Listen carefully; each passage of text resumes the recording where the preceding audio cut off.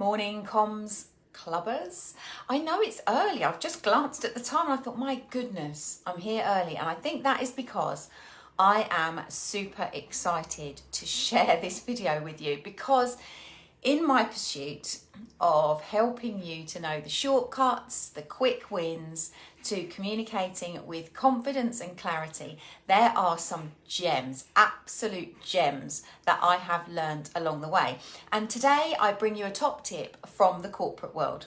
So I used to work in a department store of John Lewis Partnership, and in one of my department stores I met a lady that I have no idea to this day how she managed to achieve everything that she did. She was possibly the most productive woman on the planet. And I watched her, worked alongside her, lead a team and achieve incredible things. And it struck me that there were one or two little techniques that she used that had a massive impact on getting stuff done. And I'm sure, like me, you are busy, you are juggling, you are spinning plates, and you want to know how to cut through the time that you often waste thinking things aren't possible and then working around a B plan or a C plan to make something happen. So in my pursuit of top tips, I'm going to throw out a question to you today. I use it all the time in every situation that I can get it out and air it, because it really does help you get past that awkward situation where you want something to happen and someone who can control it says it can't be done. You're very frustrated because you think, I want this to be done, or I need this to be done. And it's hard to find a way past that straightforward, no, it can't be done, without being offensive, without being rude, without being demanding, and without feeling uncomfortable. So the question that I want you to learn to ask is really simple, and it is, in a nutshell, what would it take to ... whatever. What would it take is the most powerful question that, when it comes to productivity and getting shizzle done, that you could possibly ask. So let me give you some examples.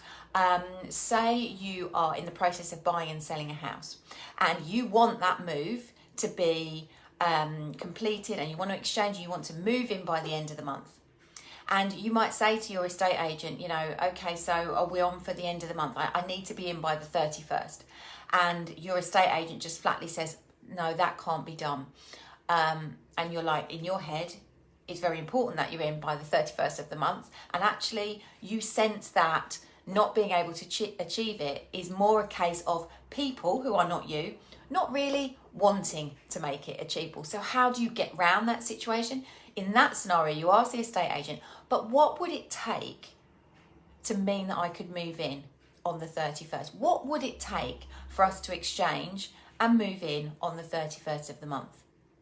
And automatically then, the estate agent in this scenario would need to say to you, so I'm going to make this up because I'm not in real estate, well, all the relevant paperwork would need to be in at the solicitors. We would need to get a legal signature on such and such from an emergency council of people in London, and every person in the chain would need to be contacted and agree to this within the next 72 hours. So automatically, when you say to someone, but what would it take for this to happen? They then start to work through the sequence of events that could occur to make it possible. And when you say to someone, but what would it take to do blah, blah, blah, it does two really powerful things. And this is the magic of this question for me. One, it makes something that you were told was impossible, possible. Because if it could be done, might be done with great inconvenience and time pressure, but if it could be done, you've just moved something from the category of being impossible to possible.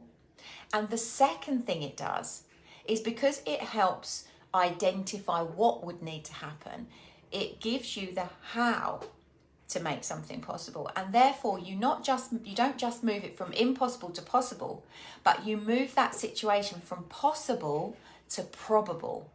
And that is really powerful, to be able to move somebody from telling you that something can't be done, therefore it is impossible to achieve, straight through to it's probable that it can happen. And then once you've identified the steps that would need to happen to make it occur, then it's a case of collectively, you and the people involved, you can choose to do them or not. Because in this example with the estate agent, you could say, okay, well, look, why don't I courier the relevant paperwork up to that council people in London? You can tell I'm very skilled at buying and selling houses. And why don't you see whether you could get a little bit of support from your colleague to contact all of the people in the chain by the end of today? And that means we have a much better chance of getting that job done by the end of the month and me being in my new house. Now, you might meet resistance from the person, but the chances are you won't, because in their head, they just went to a flat, can't be done. You've helped move them to, it could be possible. And actually, I've just identified how it could be done. So now it's probable. And actually, okay, I'm in. And it will occur.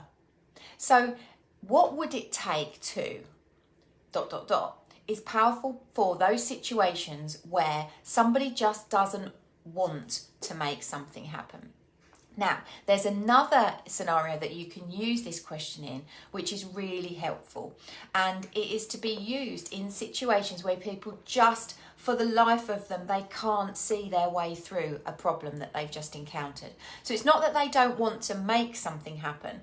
It's for these situations when they just can't seem to work out how they would make it happen. So to give you a really simple example, okay, so my son does food tech as a GCSE, and he's in the middle of his mock exams at the moment, and there was a situation where they moved the practical cooking exam forward by a week. So he thought he'd got 10 days and then they, for whatever reason, COVID reasons, they moved the test and it was due to happen in 48 hours. Now, he could not see how it was possible for him to get himself ready to do that exam in that time. So he just said to me, "You'll never guess, Mum, they've moved the exam date. I can't be ready. I'm going to fail." And I was like, "Whoa, okay, tell me about it." "They've moved the date to Thursday." He said, "And it's Tuesday. I can't be ready. I'm going to fail it." And I said, "Whoa, okay, just think it through. What would it take for you to be ready to do that food exam on Thursday? What would it take?" But I can't, got all panicky because he genuinely couldn't see. I said, I'm not saying you can, but what would it take? What would we have to do to get you ready? And he said, we'd have to go to that Mexican supermarket for the love of God. He picked a recipe that involved some sort of specialist Mexican flour that was blue. And you think, seriously, keep things simple for me, but nevertheless. So he said, we'd have to get that Mexican flour from that supermarket in London. I'd have to write up the notes in advance, and that'd have to be done by tonight. And we'd have to practice cooking the tortillas tomorrow night, so I'd be ready for Thursday. And I said to him, okay, so it can be done. You can be ready. So how are we going to move it forward? And I said, what about if we asked Dad to go to Lewisham on his way home from the fire station tomorrow morning, because he was on a night shift. I said, Brooke, if you read out the text that you need to type up, Brooke can type it. I said, and then you and I will run through the demo cook tomorrow night. I said, how about that? And he was like, okay, fine. Now, he had gone from a place of it is impossible for me to be ready and achieve that in 72 hours to, okay, it is possible, but that's going to take some work. Okay, we've just divvied up the jobs and delegated the responsibilities. Now I can see not only is it possible, but we're actually going to make this happen. It's now probable. And needless to say, did he go into that cook on Thursday prepared? Yes. Did it go really well? Yes. Was it what he expected? No. But just simply asking him the question, what would it take to be ready, changed everything. And what I've experienced being on the receiving end of this and seeing it in action so often in the corporate world is when you use that question yourself and challenge yourself, it completely changes the way you think about what is possible and what's not. Because now faced with any scenario that feels a bit sticky, automatically my mind goes straight to, okay, that's a challenge, right? What would it take? Okay, it would take this, this, and this. And if you are in the working world and you've got a team you are going to need to think on your feet all the time.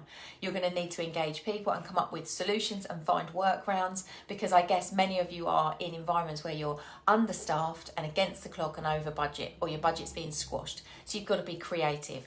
So even at the point at which you recognise a problem, before you verbalise what that challenge is to anyone else, you will find that if you get used to asking the question, but what would it take to X, Y, or Z, you not only face that challenge, you frame it as something that is possible.